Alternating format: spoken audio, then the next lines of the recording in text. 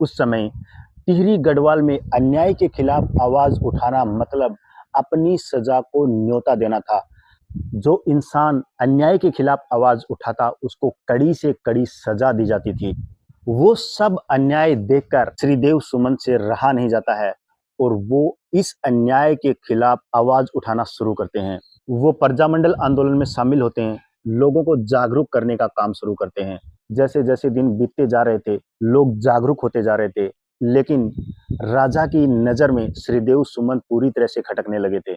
राजा को श्रीदेव सुमन का डर सताने लगा था। आखिरकार राजा श्रीदेव सुमन के डर के कारण श्रीदेव सुमन को गिरफ्तार करवा लेते हैं, उनको जेल में डाल देते हैं और फिर शुरू होती हैं श्रीदेव सुमन पर कठोर यातनाएं, श्रीदेव सुमन पर कठोर प्रताड़नाएं। जेल में श्रीदेव सुमन को सब तरह से प्रताड़ित किया जाता है, हर तरीके से प्रताड़ित किया जाता है। कहा जाता है श्रीदेव सुमन को हाथ और पैरों में 10-10 किलो की बेड़ियां पहना रखी थी। श्रीदेव सुमन से चट्टानें तुड़वाई जाती थी, पत्थर तुड़वाए जाते थे ताकि श्रीदेव सुमन डर के कारण झुक जाए।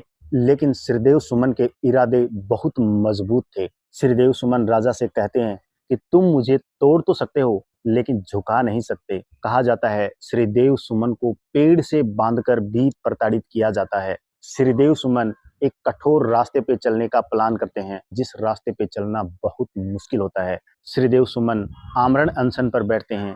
1 दिन नहीं, 2 दिन नहीं, 5 दिन नहीं, 10 दिन नहीं, 20 दिन नहीं, 40 दिन नहीं। इस अन्याय की लड़ाई में श्रीदेव सुमन दिन प्रतिदिन कमजोर होते जाते हैं, लेकिन उनके इरादे बिल्कुल भी कमजोर नहीं होते हैं, उनके इरादे और मजबूत होते जाते हैं। आखिरकार 25 जुलाई 1944 को आमरण अनशन का 44वां दिन खत्म होता है और उसी दिन श्रीदेव सुमन की जेल में ही मृत्यु हो जाती है और जेल में ही वो अपनी अंतिम सांस लेते हैं। और कहा जाता है उनका पार्थिव शरीर भी उनके परिवार को नहीं दिया गया, बल्कि राजा ने उनके पार्थिव शरीर को एक नदी में फेंकवा दिया। सोचिए दोस्तों, एक इंसान जिसने हथियार नहीं उठाया लेकिन अपने मजबूत इरादों से एक अन्याय को ही हिला डाला, एक अन्याय के खिलाफ जंग छेड़ डाली। ये कहानी हमें इतिहास ही नहीं बताती है, बल्कि ये कहानी यह भी बताती है कि अन्याय के खिलाफ लड़ना कभी आसान नहीं होता। ऐसे महान क्रांतिकारियों को आज इतिहास में लगभग दबा सा दिया है।